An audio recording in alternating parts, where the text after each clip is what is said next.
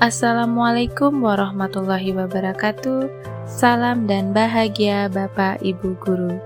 Perkenalkan, saya Lia Wijayanti, calon guru penggerak angkatan 11 dari SMP Negeri 61 Bengkulu Utara.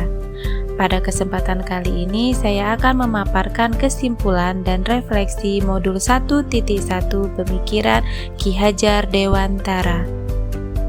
Adapun kesimpulan dari modul 1.1 yaitu yang pertama mengenai pendidikan dan pengajaran.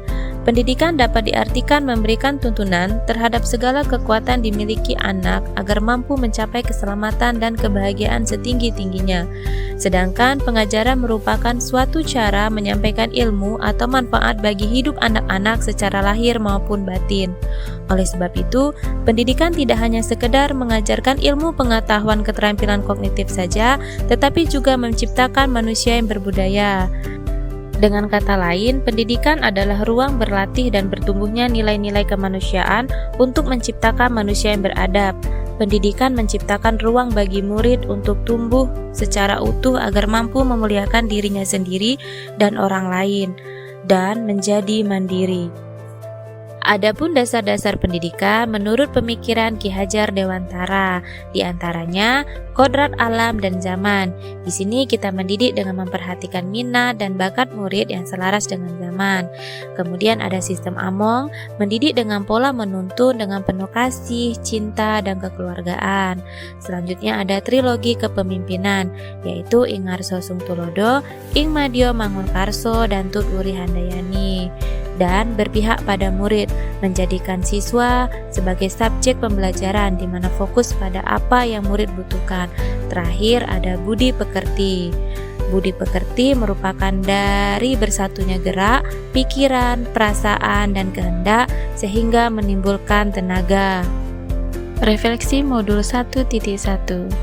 Adapun 3 pertanyaan dalam refleksi ini yaitu 1. Apa yang Anda percaya tentang murid dan pembelajaran di kelas sebelum Anda mempelajari modul 1.1? 2. Apa yang berubah dari pemikiran atau perilaku Anda setelah mempelajari modul ini? Ketiga, apa yang dapat segera Anda terapkan lebih baik agar kelas Anda mencerminkan pemikiran Ki Hajar Dewantara? Sebelum saya mempelajari modul 1.1 bahwa murid dapat dikontrol dalam segala hal yang saya anggap baik. Pembelajaran harus berjalan sesuai dengan apa keinginan saya. Mereka harus duduk yang rapi, diam, dan tenang selama saya mengajar. Jika tidak, saya menganggap mereka anak yang susah diatur. Pemberian sanksi kepada murid yang tidak menaati peraturan yang saya buat. Pembelajaran dianggap tuntas jika anak mendapat nilai di atas KKM. Semua mode pembelajaran disamaratakan untuk semua murid. Bermain sambil belajar akan menyita waktu dan menganggap itu hanya alasan murid untuk tidak serius mengikuti pelajaran. Yang berubah dari pemikiran atau perilaku saya setelah mempelajari modul 1.1 adalah merubah pola tuntunan saya yang meminta peserta didik untuk menjadi seperti apa yang saya mau. Karena pada dasarnya kita tidak bisa memaksakan anak menuruti segala hal yang sesuai yang telah kita perintahkan. Karena kita harus memerdekakan mereka. Memahami dan mengenali karakter setiap anak untuk menciptakan pembelajaran yang bermakna kepada murid. Selain itu, variasi belajar sangat penting untuk menumbuhkan semangat belajar serta membuat kelas menjadi menyenangkan. Menuntun murid sesuai dengan kodrat alam dan zamannya agar mereka mendapatkan keselamatan baik sebagai manusia ataupun anggota masyarakat. Keberhasilan murid tidak hanya sebatas nilai KKM saja, tetapi juga nilai kecerdasan budi pekerti yang merupakan hasil bersatunya gerak pikiran, kognitif, perasaan, afektif, dan kemauan, sehingga menghasilkan karsa psikomotorik.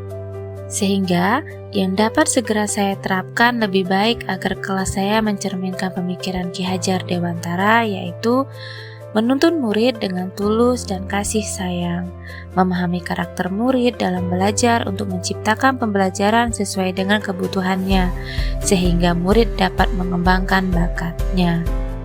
Dan juga merancang pembelajaran yang menarik untuk meningkatkan semangat serta minat belajar anak, menjadi teladan yang baik untuk murid, baik dari sikap perilaku, tutur kata, dan budi pekerti.